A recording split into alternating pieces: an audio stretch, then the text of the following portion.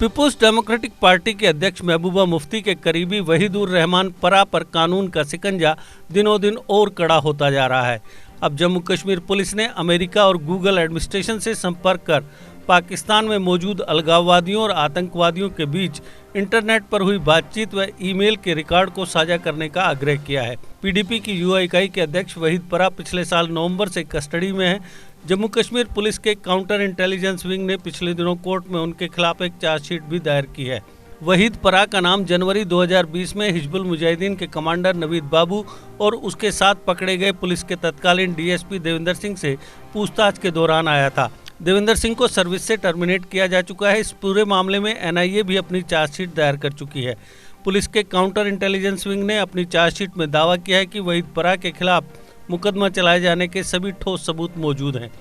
उसने राजनीतिक फायदे के लिए अलगाववादियों व आतंकवादियों के साथ गठजोड़ किया और बदले में उन्हें हथियार उपलब्ध कराने वाले हमलों को अंजाम देने व अन्य प्रकार से मदद की। जांच में यह भी खुलासा हुआ है कि पाकिस्तान में बैठे अलगाववादी व आतंकवादी सरगना अक्सर परा को निर्देश देते थे और वह उन्हें संबंधित मुद्दों की जानकारी मुहैया करवाता था। चार्जशीट के मुताबिक जम्मू कश्मीर पुलिस ने निर्धारित प्रक्रिया और माध्यम से गूगल व अमेरिका की संबंधित संस्थाओं से वहीद परा के 3 ईमेल आईडी के जरिए हुए ईमेल के आदान प्रदान का रिकॉर्ड मुहैया कराने का आग्रह किया है। अधिकारियों के मुताबिक यूनियन फॉरेन मिनिस्ट्री के जरिए म्यूचुअल लीगल असिस्टेंट ट्रीटी यानी MLAT के तहत ये जानकारी अमेरिका और गूगल से मांगी गई है। गूगल से वहीद परा के सभी ईमेल व संबंधित डाटा को संरक्षित रखने के लिए कहा गया है। गूगल ने इस पर सहमति जताई है। गूगल से आई क्लाउड पर संरक्षित व्हाट्सएप बातचीत व डाटा भी उपलब्ध करवाने को कहा गया है। अलबत्ता वहीद परा के वकील और महबूबा ने पुलिस की चार्जशीट को नकारते हुए इसे राजनीतिक दुराग्रह से प्रेरित बताया है। महबूबा ने आरोप लगाया कि पुलिस ने वहीद परा को यातनाएं दी और उसे जेल में अमानवीय परिस्थितियों में रखा गया। हालांकि पुलिस ने महबूबा के आरोपों को सिरे से खारिज कर दिया है। आपको बता दें कि अब तक जांच में सामने आया है कि आतंकवादी पुलिस राजनीतिक गठजोड़ में अहम कड़ी के रूप में सामने आए पीपुल्स डेमोक्रेटिक पार्टी के युवा इकाई का अध्यक्ष वहीदुर रहमान परा आतंकवादी संगठनों के लिए एक खास मोहरा था। स्टूडेंट लाइफ से पत्रकारिता और सियासत तक 13 साल का उसका सफर छल, प्रपंच, अवसरवादिता और दोगलेपन की कहानी है। राजनीतिक फायदे के लिए परा ने आतंकवादियों को हथियार उपलब्ध कराने व अन्य प्रकार से मदद की। ये दावे पुलिस ने तथ्यों के आधार पर परा के खिलाफ अपनी चार्जशीट में किए हैं। पुलिस के काउंटर इंटेलिजेंस कश्मीर विंग, जिसे CIK भी कहते हैं, ने पिछले दिनों स्पेशल कोर्ट में परा के खिलाफ चार्जशीट दायर की है। पूर्व मुख्यमंत्री महबूबा मुफ्ती के करीबियों में अव्वल परा के खिलाफ चार्जशीट में बताया गया है कि उसने पाकिस्तान स्थित आतंकवादी संगठनों को उनका एजेंडा आगे बढ़ाने में मदद की, उनका इस्तेमाल अपने राजनीतिक विरोधियों को ठिकाने लगाने में किया। CIK ने 5 संरक्षित गवाहों और टेक्निकल इंटेलिजेंस के आधार पर 19 पेजों पर आधारित चार्जशीट तैयार की है। इसके साथ 100 से ज़्यादा पेज संलग्न हैं जो आरोपों को सत्यापित करते तथ्यों का उल्लेख करते हैं। इसमें उन घटनाओं का ब्यौरा है जिसमें उसके पार्टी के राजनीतिक विरोधियों को रास्ते से हटाने के लिए आतंकवादियों का इस्तेमाल किया ताकि चुनावों में जीत सुनिश्चित की जा सके।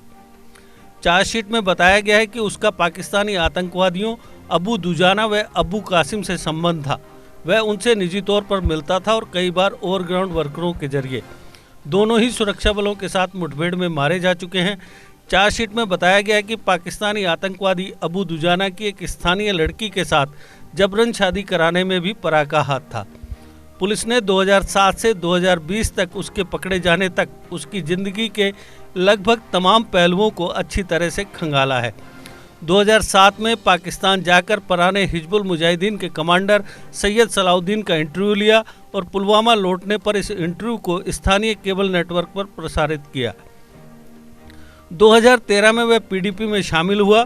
उसने PDP में बड़ी चालाकी से खुद को स्थापित कर अपने आप को पूरी तरह से सुरक्षित कर लिया। परा को पाकिस्तान की तरफ से इसकी पूरी छूट थी कि वह कश्मीर मुद्दे पर कोई भी ऐसा काम कर सकता है जिसका लंबे वक्त तक फायदा हो। उसने ये काम बखूबी किया। CIK ने परा के खिलाफ UAPA और prevention of money laundering act के तहत मामला दर्ज करते हुए जांच की है। अपने राजनीतिक प्रभाव का इस्तेमाल गैरकानूनी और राष्ट्र विरोधी गतिविधियों के लिए करने वाले अज्ञात राजनीतिज्ञों व अन्य लोगों के खिलाफ विश्वसनीय स्रोतों से मिली जानकारी के आधार पर सीआईके ने पिछले साल केस दर्ज किया था। पराग को पिछले साल नवंबर में एनआईए ने हिरासत में लिया था। इसी साल मार्च में एनआईए द्वारा कोर्ट में दायर चार्जशीट में बताया गया कि उसने 5 करोड़ कट्टरपंथी सैयद अली शाह गिलानी के दामाद अल्ताफ फंतोश को 2016 में वादी में आतंकवादी बुरहान की मौत के बाद अफरा तफरी का माहौल बनाए रखने के लिए दिए थे।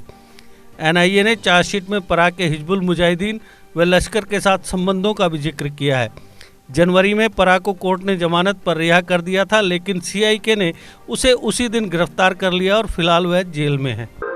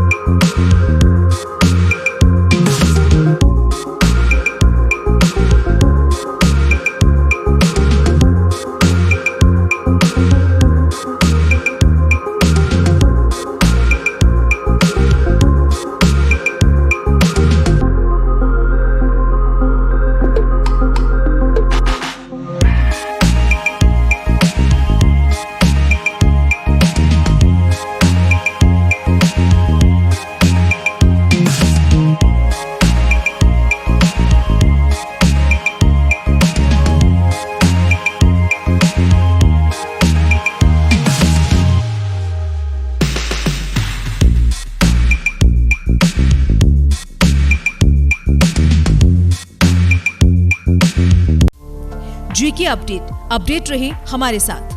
अगर आप ये वीडियो YouTube पर देख रहे हैं तो हमारे YouTube चैनल को सब्सक्राइब करें और बेल आइकन को क्लिक करें। अगर आप ये वीडियो Facebook पर देख रहे हैं तो हमारा Facebook पेज लाइक जरूर करें।